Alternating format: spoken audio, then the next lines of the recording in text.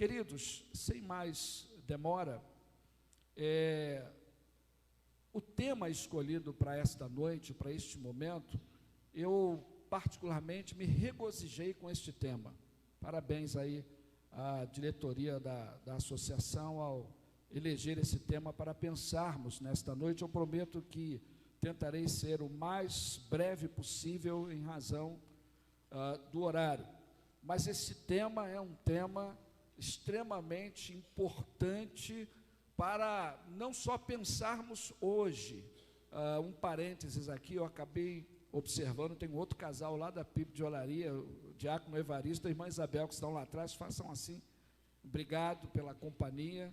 Então, estamos bem acompanhados aí pelos membros da igreja e representantes da família. Obrigado, viu, queridos? Me desculpe não tê-los observado anteriormente. Mas, queridos, como é importante que nos dias atuais nós estejamos pensando nesse tema, não só em função da questão da unidade, que é fundamental para o sucesso dos projetos do reino de Deus, mas principalmente para que as pessoas ao redor das nossas congregações, da igreja do Senhor, possam ver o poder da nova vida que está em Cristo Jesus, disponível a todas as pessoas que o reconhecerem como único e suficiente Salvador. Então, esse tema realmente é um tema que, num único culto, é um tempo curto para estarmos refletindo, pensando, e vale a pena gastar tempo ampliando as considerações sobre este tema tão importante, praticando o perdão pela unidade em Cristo. Vamos repetir o tema? Praticando o perdão pela unidade em Cristo. O texto de Efésios 4:32 é o texto base para as considerações desta noite. Eu convido os irmãos a que leiamos juntos. Este texto está ali projetado. Vamos juntos?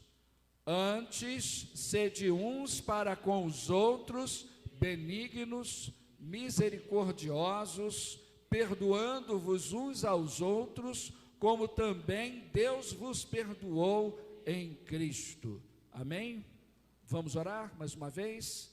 Querido Deus, muito obrigado por esta hora preciosa. Agora nós estamos na total dependência do Teu Espírito. Teu Filho que precisa otimizar, em razão do tempo, a palavra desta noite, e o Teu povo que pacientemente, amorosamente permanece para receber do Senhor aquilo que o Senhor tem preparado para cada coração. Que o Teu Espírito atue em ambas as pessoas, a fim de que o resultado final seja a exaltação e a glorificação do nome santo do Senhor. Assim oramos, no nome de Jesus. Amém. Pastor Jaci, muito obrigado pelas palavras carinhosas, viu? O irmão tem o nosso apreço, o nosso respeito, né? A gente assumimos aquele compromisso de orar pelo irmão, temos orado até o presente momento. Obrigado, querido. Mas, queridos, quando falamos em perdão no seio de nossas congregações, sempre há polêmica, sempre há um mais, não é? Sempre há uma, não, mas e se fosse, enfim, por isso disse que o assunto é um assunto oportuno, porque eu afirmo que este assunto é um assunto vital para a vida da igreja. É um assunto que não deve ser desprezado, substituído por justificativas humanas. Por quê? Porque a tarefa de perdoar não é uma tarefa fácil, é uma tarefa difícil. Porque quando eu sou desafiado a perdoar alguém, a primeira batalha que eu enfrento, o primeiro inimigo que se levanta, sou eu. lutamos contra nós para sermos obedientes à ordem, à determinação, ao ensino da palavra do Senhor. Mas a Bíblia nos ensina que, independente de qualquer coisa, se faz necessário exercitarmos o perdão. E aí o desafio é maior, porque lutamos contra a nossa velha natureza e, ao mesmo tempo, desejamos obedecer a palavra do Senhor nosso Deus, que nos propõe uma nova vida. Não perdoar é recusar viver a nova vida em Cristo Jesus. E aí a batalha fica mais intensa. Eu separei 4 perguntas para tentarmos refletir de forma breve neste tema e de forma didática para a compreensão de forma muito simples. Então, a primeira pergunta que eu quero colocar é a seguinte: por que devemos praticar o perdão? Gostaria que você se perguntasse, por que eu devo praticar o perdão? Simples, porque se nós não praticarmos o perdão, não haverá unidade. Primeira resposta simples: se eu não praticar o perdão, eu vou continuar em litígio com aquele irmão, e aí eu estarei trabalhando contra a unidade do corpo de Cristo. E a unidade é algo vital. Aprendemos na palavra de Deus que a unidade tem 7 facetas. Eu peço que você abra a sua Bíblia aí em Efésios capítulo 4, do verso 4 ao verso de número 6. Não vou tecer muitos comentários, porque o texto fala por si. Efésios 4, de 4 a 6, diz assim: há um só corpo e um só Espírito, da mesma forma que a esperança para a qual fosse chamado é uma só. Há um só Senhor, uma só fé, um só batismo, um só Deus e Pai de todos, que é sobre todos, por meio de todos e em todos. Então, se você contar aí, 7 facetas da unidade. A proposta bíblica é que sejamos um em Cristo Jesus. Então, quando eu não perdoo, eu estou resistindo a que esta unidade aconteça, se torne uma realidade no corpo de Cristo. E o nosso papel, enquanto chamados pelo Senhor para uma nova vida, é fazermos exatamente o contrário, trabalharmos pela unidade. E um dos passos para que trabalhemos pela unidade é praticando o perdão. Segunda pergunta: como devemos nos habilitar para a prática do perdão? Certamente essa pergunta para nós não deveria ser considerada, mas por uma questão de lembrança, e por isso estudamos sistematicamente a palavra do Senhor, é para que nós sejamos lembrados dos seus ensinos, que são fundamentais para a vida coletiva, a vida na igreja, para o sucesso do corpo de Cristo. Devemos observar as seguintes orientações que a palavra nos mostra. Efésios capítulo 4, verso 1, diz o apóstolo Paulo: rogo-vos, pois, eu, preso no Senhor, que andeis como é digno da vocação com que fostes chamados. Então, a primeira coisa que eu devo fazer para estar habilitado à prática do perdão é andar de acordo com o meu chamado. Fomos chamados para quê? Para vivermos uma nova vida. Então Deus me convocou, me habilitou com o seu Espírito para que eu cumpra esta vocação, para que eu viva isto.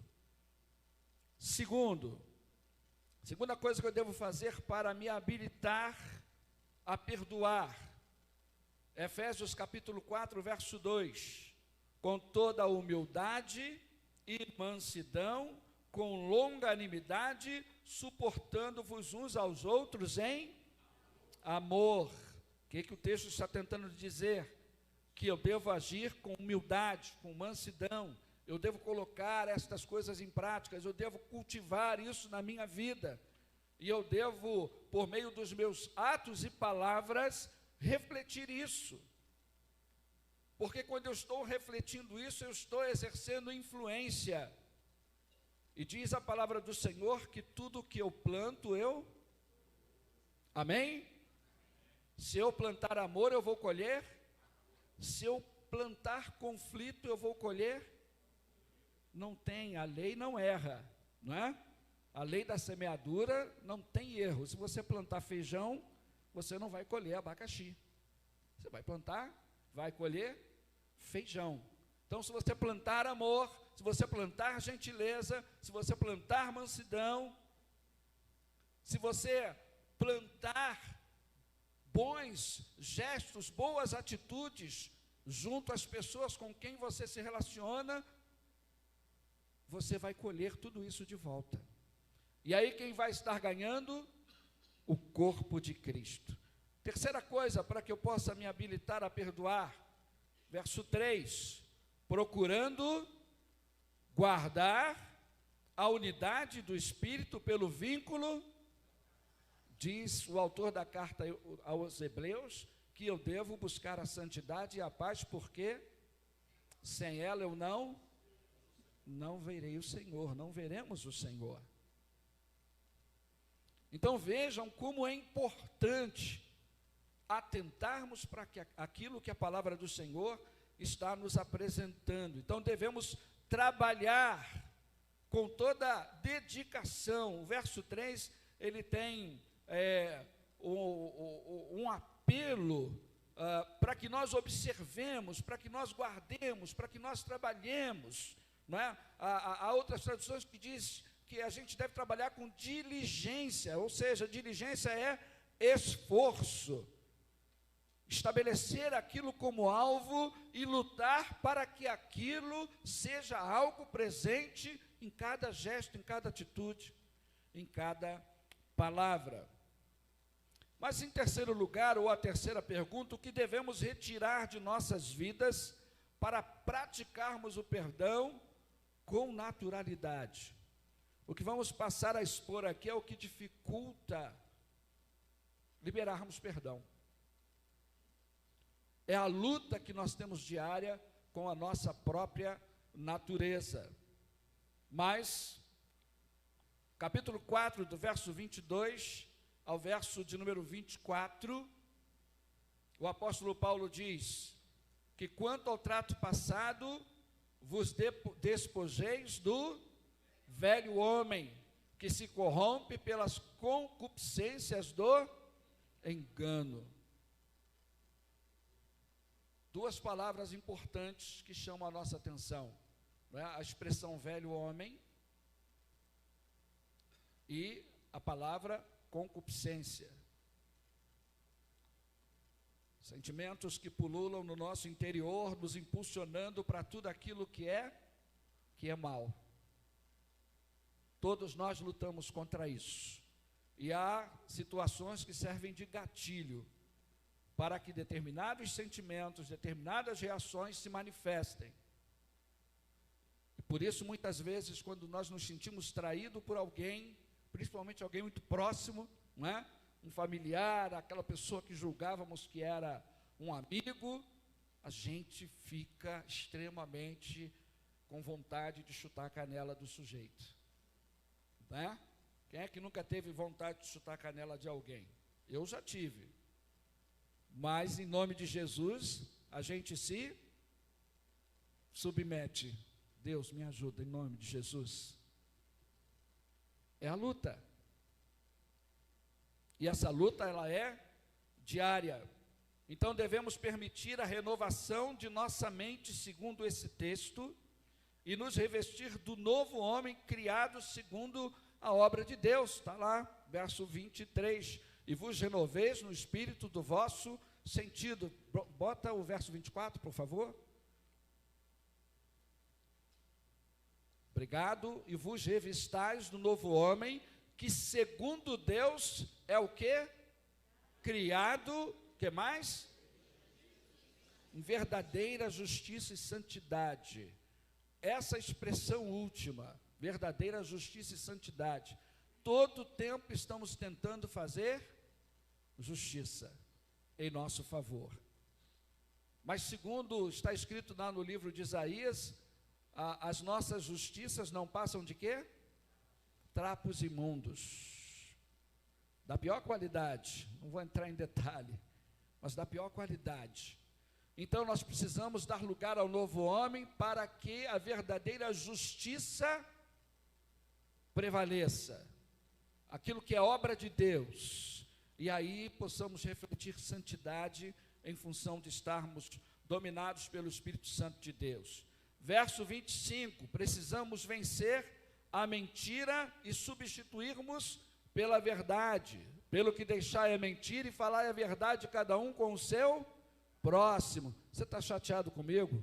Não, irmão, está tudo bem.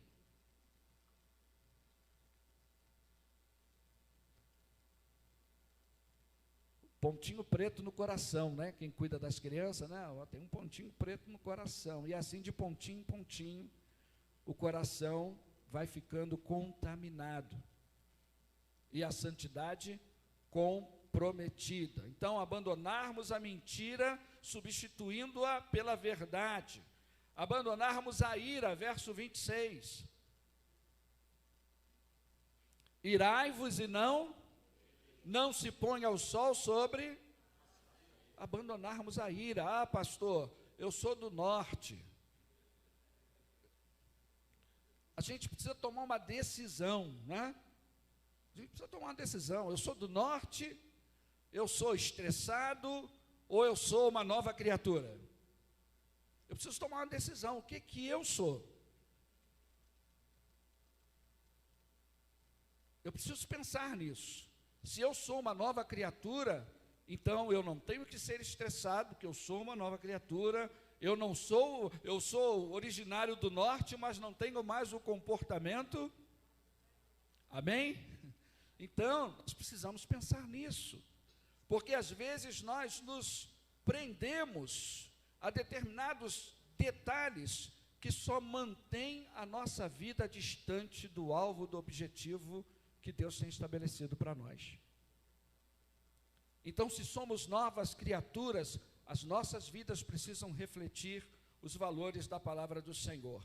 Verso 28, as fraquezas que são frutos de pecados e vícios, isso a gente precisa tirar. Queridos, se fizermos uma avaliação em nossa vida, e há colegas aqui que são psicólogos, podem falar melhor do que eu a esse respeito, quantas coisas fazemos que não passam. Ao longo da vida adquirimos bons hábitos ou maus hábitos. Então a gente precisa abandonar tudo aquilo que não convém estar presente em nossa vida. O texto está aí: aquele que furtava não furte mais, antes trabalhe, fazendo com as mãos o que é bom, para que tenha o que repartir com o que tiver necessidade. Há coisas em nossas vidas que Deus não aprova, mas a gente fica com aquilo ali, porque não é um hábito, sempre foi assim, eu sempre agi assim, não é? Todo mundo fazia assim.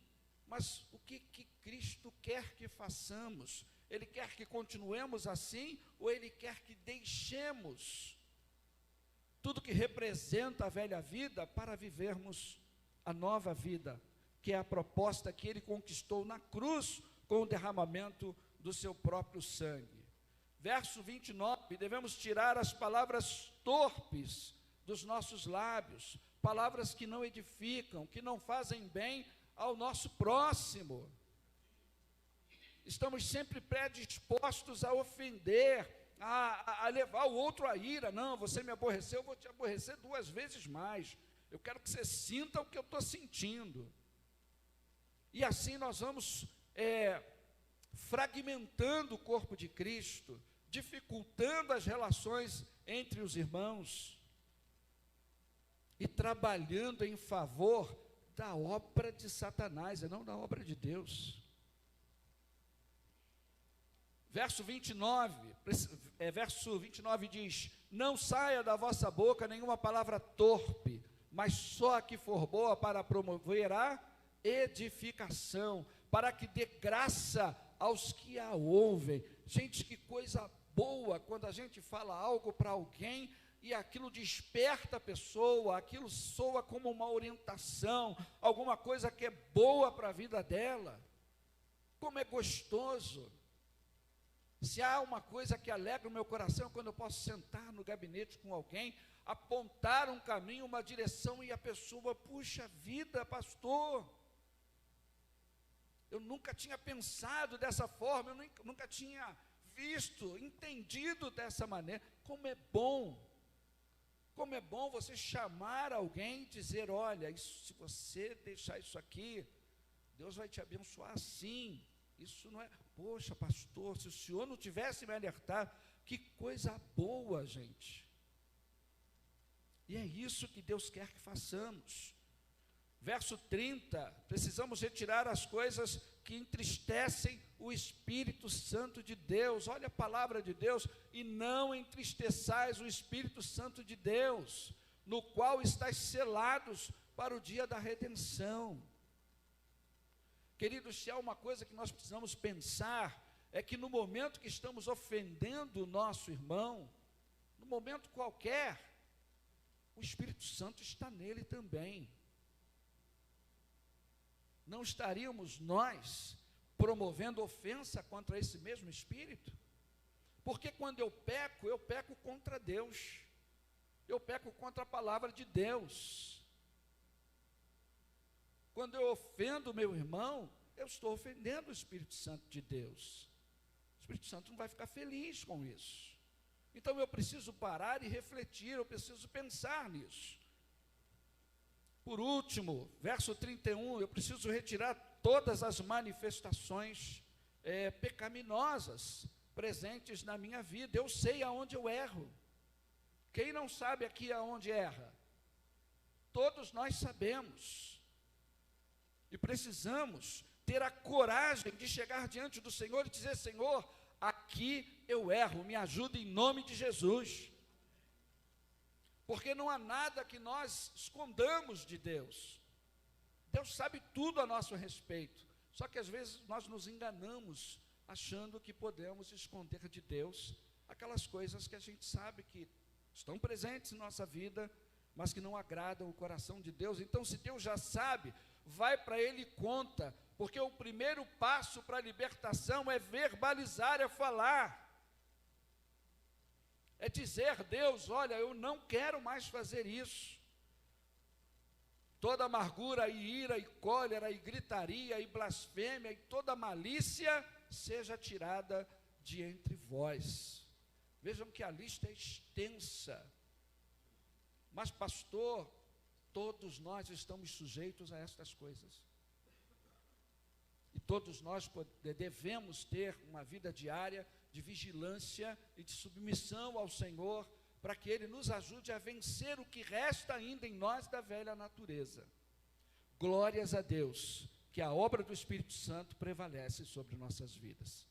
Glórias a Deus. Mas por último, perdoar é esquecer?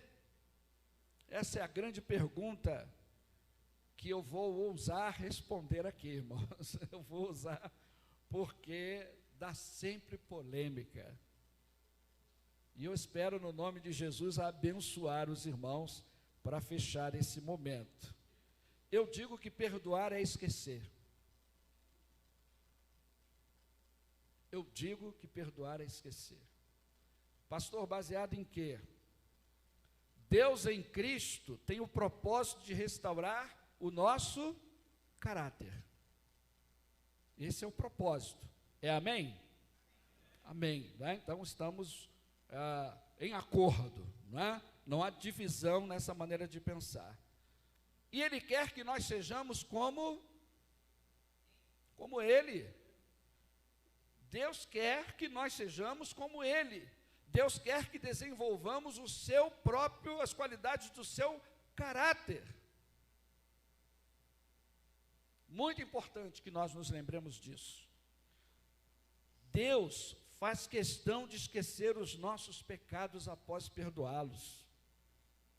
Então, se Deus quer que eu seja igual a Ele, e Ele faz questão de esquecer os nossos pecados, em cima dessa verdade, eu afirmo, sim, perdoar é esquecer. Briga com Deus depois. Eu peço, o meu querido que está me auxiliando aí no multimídia, coloca Isaías 43, 25, por favor, querido. Quero ler duas passagens, a gente já está caminhando para o fim aqui das nossas considerações. Eu mesmo sou o que apaga as tuas, e por que Deus apaga as nossas transgressões? Por amor dele mesmo. Por amor a mim eu vou te perdoar e vou apagar os teus erros. Você não tem pecado nenhum, foi isso que ele fez em Cristo Jesus. Acabou. Né? E dos teus pecados o quê? É Deus que está falando, não é o pastor Tito. Se ele diz que ele não vai se lembrar e ele quer que eu tenha um caráter, não é? Na sua estatura, então logo eu também preciso entender que devo esquecer. Pastor, eu tenho dificuldade de esquecer. Deus não tem dificuldade de trabalhar o nosso coração para que nós esqueçamos. Amém ou não amém, pastor Carole? Amém, né? Porque essa é a obra do Senhor em nossas vidas. Miqueias capítulo 7, versos 18 e 19, por favor, queridos. Deus faz questão de esquecer os nossos erros e pecados, porque eu tenho que ficar lembrando que A me magoou, que B me ofendeu, que C me xingou. Queridos, como pastor, nesses 32 anos e pouco de carreira, eu já ouvi coisas que eu nunca imaginei que eu iria ouvir. E imagino que os irmãos também, o Olegário está com mais de 30 anos também, né, Olegário? Imagino o que alguns colegas aqui, pastor Heraldo, pastor Newton, que tem uma jornada aí, né? O que já ouvimos de algumas ovelhas mais complexas da gente lidar, né? Mas Miqueias 7, 18 e 19. Então eu já ouvi coisa, queridos, que era para abandonar a vida ministerial, humanamente falando. Não quero mais ouvir isso. Não quero mais passar por isso. Mas Deus nos ajudou. Há poucos dias eu encontrei com uma ex-ovelha que me fez ouvir algumas coisas bastante desagradáveis. Essa ovelha esteve comigo, essa ex-ovelha, ela não falou nada, ela apenas me deu um abraço demorado. Depois de quase 15 anos, quase 16 anos, ela me deu apenas um abraço demorado. Aquele abraço que a gente não precisa falar nada, a gente está entendendo pelo Espírito Santo de Deus. Miqueias capítulo 7, verso 18, quem, ó Deus, é semelhante a ti, que perdoas a iniquidade e que te esqueces da rebelião do restante da tua herança. O Senhor não retém a sua ira para sempre, porque tem prazer na benignidade. Pode passar.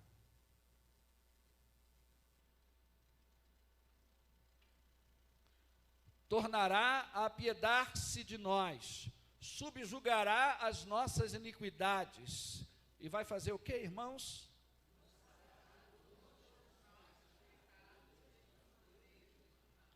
É lógico que a linguagem é figurada, mas vamos tomá-la ao pé da letra. Se Deus, como o profeta diz, está disposto a lançar os meus pecados no fundo do mar, é para que ele fique se lembrando? É para que ele tenha acesso fácil para dizer aqui, ó, você fez isso. É para isso? É com essa finalidade? É esse o objetivo? No meu entender, essa passagem diz que Deus se esquece e nunca mais quer saber dos pecados que Ele perdoou. Então, eu afirmo pela terceira vez que eu entendo e creio que sim, perdoar é esquecer.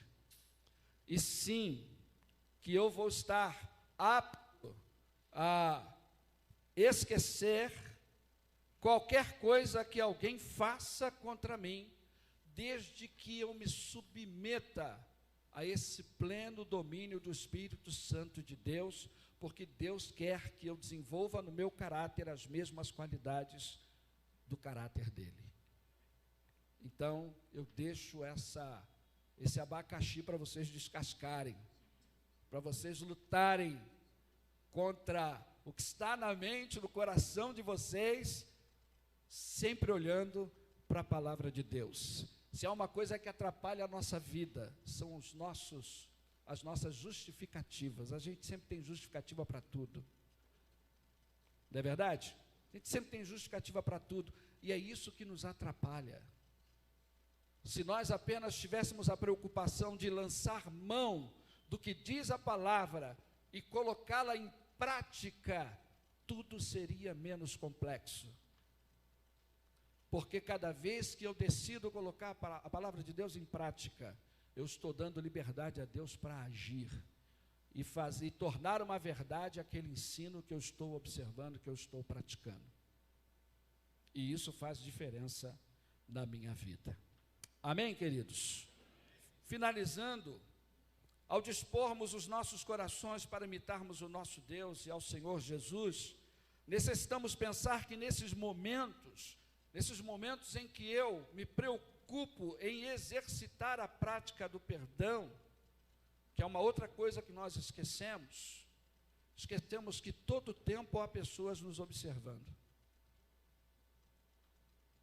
Então, quando eu coloco a palavra de Deus em prática, alguém pode estar sendo abençoado pela minha atitude bíblica, por estar me observando.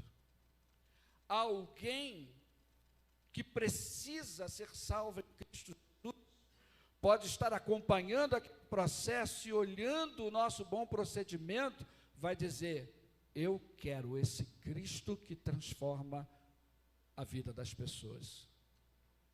Recebi sábado passado uma senhora que trabalha num salão próximo à igreja. Ela entrou lá na igreja: pastor, eu quero que Deus me ajude a perdoar o meu marido. Uma pessoa que não é crente. Quantos de nós pedimos ajuda para o pastor, para Deus, para que sejamos auxiliados a liberar perdão? Ah, não, aquele ali não quero ver nem vestido de amarelo. Queridos, precisamos lembrar que cada palavra, cada ato nosso pode fazer a diferença para salvar uma vida, para edificar uma vida de alguém que está próximo a nós. Tudo que fazemos, diz a palavra do Senhor, deve ser feito para a sua glória. Para um cristão, o perdão não deve ser uma escolha.